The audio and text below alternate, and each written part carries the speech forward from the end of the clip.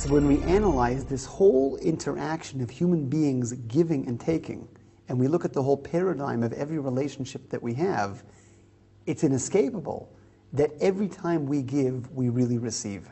It's inescapable that a human being ultimately is always going to get something out of any action they do, whether it's charity, whether it's an act of self-destruction, whether it's animalistic, whether it's spiritual.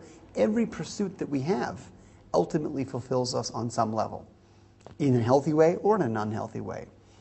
Because of that, it's impossible for us to really put ourselves in God's shoes and imagine what would it be like to give in a totally altruistic way where the giver gets absolutely nothing back.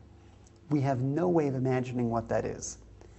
Yet at the same time, that must be what's going on in the act of God creating this universe.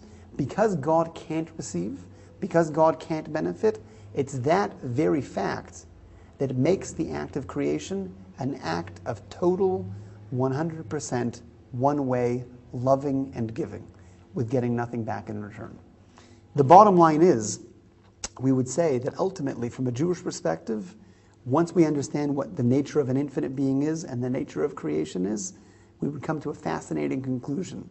The entire purpose of creation is for us to get the pleasure that God created us to receive. That explains why, when God puts Adam and Eve into the Garden of Eden, the nature of a Garden of Eden, the word in Hebrew, Eden, actually means pleasure. God put Adam and Eve in a garden of pleasure.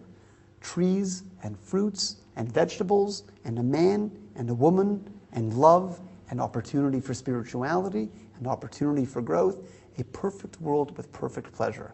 And that moment of creation with Adam and Eve coming into it is the picture, ultimately, of what we should all be striving for and ultimately what God created us to achieve.